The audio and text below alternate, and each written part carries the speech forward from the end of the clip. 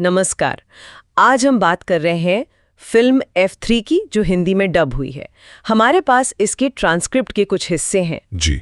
और इनमें ना पैसों को लेकर जो पागलपन है, परिवारों की नोक-झोंक है और हंसाने वाली जो स्कीमें हैं, वो सब दिखता है। हाँ, तो आज हम इन्हीं हिस्सों को थोड़ा गहराई से देखेंगे, समझने की कोशिश करेंगे कि कहानी के मुख्य मोड़ क्या है, कौन से आइडिया बार-बार आते हैं और मतलब वो क्या चीजें हैं जो इसे इतना मजेदार बनाती है, इस पूरे गड़बड़ झाले को। शुरू करते हैं पैसे के जुनून से। ऐसा लगता है जैसे हर कोई बस जल्दी से अमीर बनना चाहता है, इजी मनी, है ना? हाँ, रातों रात करोड़पति बनने का सपना, ये थीम तो शुरू से ही साफ है। बिल्कुल। एक किरदार तो ये भी कहता है कि दुनिया अब 5 नहीं बल्कि 6 तत्वों पर चलती है। हाँ, पैसा। और वो डायलॉग, जहां धन है वहां फन है। हाँ, ये सिर्फ मजाक नहीं है, ये मतलब उनकी सोच है। सही कहा। और वो सिंघानिया वाला कैरेक्टर, वो तो सीधे कहता है, इज्जत वगैरह कुछ नहीं, दौलत देखो, बैंक बैलेंस। हाँ, बैंक बैलेंस बड़ा है, मतलब वैल्यूज एकदम क्लियर है उनके लिए, पैसा ही सब कुछ है। और ये पैसे की तंगी या कह लें कि पैसे की चाहत घरों में भी तनाव लाती है। राशन का बिल, बच्चों की फरमाइशें। अरे फरमाइशें भी कैसी, मर्सिडीज चाहिए, आईफोन चाहिए, एक्टिंग स्कूल जाना है, ये सब चीजें परिवारों में झगड़े करवाती हैं। हाँ, और वो सौतेले रिश्ते वाले ताने भी हैं। मजाक मजाक में काफी कुछ कह दिया जाता है। बिल्कुल। और वेंकी का किरदार देखिए, पत्नी की मौत के बाद अकेले बच्चों को पाल रहा है, उनकी जरूरतें, शिकायतें, वो एक अलग ही स्ट्रगल है। वो कहानी में थोड़ी संजीदगी लाता है, दिखाता है कि इस पैसे की दौड़ के पीछे असली जिंदगियां हैं। सही बात। लेकिन कहानी सिर्फ घर तक नहीं रुकती, असल मजा तो वो धोखे और योजनाओं में है। हाँ, ऐसा लगता है जैसे हर कोई बस दूसरे को ठगने की फिराक में है। कई तरह की स्कीमें चल रही हैं। एक तो वो मंगा फैमिली वाला इन्वेस्टमेंट स्कैम है। अरे हाँ, वो लाख का करोड़ वाला लालच जो आखिर में भिखमंगा बना देता है। बिल्कुल।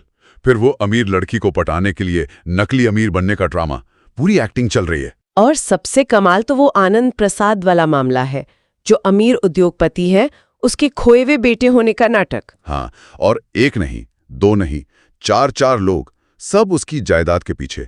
हद है मतलब। ये तो मतलब कॉमेडी ऑफ एरर्स जैसा हो गया। और इसी बीच एक करप्ट पुलिस वाला भी है, इंस्पेक्टर नागार्जुन। अच्छा, वो क्या करता है? वो जो पैसे और हीरे जब्त करता है ना, वो खुद ही हड़प लेता है। तो सिस्टम में भी लालच है। तो ये सिर्फ हंसी मजाक नहीं, थोड़ा सटायर भी है शायद। हाँ, कह सकते हैं, समाज पर एक तरह का कॉमेंट्री। लेकिन इस सब टेंशन के बीच हंसी भी खूब आती है। हाँ, वो रतौंधी वाला किरदार, और शायद जिसको रात में दिखना बंद हो जाता है। सूरज डूबते ही तुम्हारी आंखों का शटर बंद हो जाता है।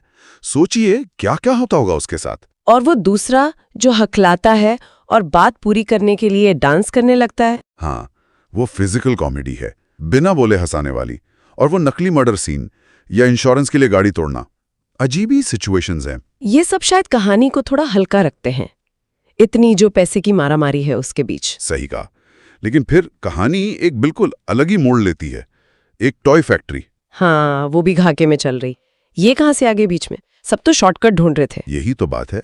कहानी के आखिर में जब सारी स्कीमें फेल हो जाती हैं, तब ध्यान इस पुरानी फैक्ट्री पर जाता है और फिर एक नया आइडिया आता है। F3 टॉयज बनाने का, वो खिलौने जो बच्चों को मोबाइल से दूर रखें और कुछ सिखाएं। हाँ, और कमाल ये है कि आइडिया चल जाता है, खिलौने पॉपुलर हो जाते हैं, फैक्ट्री फिर से प्रॉफिट में आ जाती है। वो डायलॉग भी है, अब बच्चे मोबाइल छोड़ के पढ़ाई पे ध्यान दे रहे हैं, थैंक्स टू F3 टॉयज। तो देखिए, कहानी शुरू हुई थी पैसे की कमी और अजीबोगरीब योजनाओं से, और खत्म हुई एक पॉजिटिव क्रिएटिव चीज पर। मतलब सफलता शॉर्टकट से नहीं मिली, बल्कि एक सीधे सोचे समझे काम से मिली। हाँ, शायद यही मैसेज है। कहानी पैसे के पीछे भागने पर हंसाती तो है, पर आखिर में शायद ये भी दिखाती है कि असली खुशी या सफलता सिर्फ पैसे में नहीं है।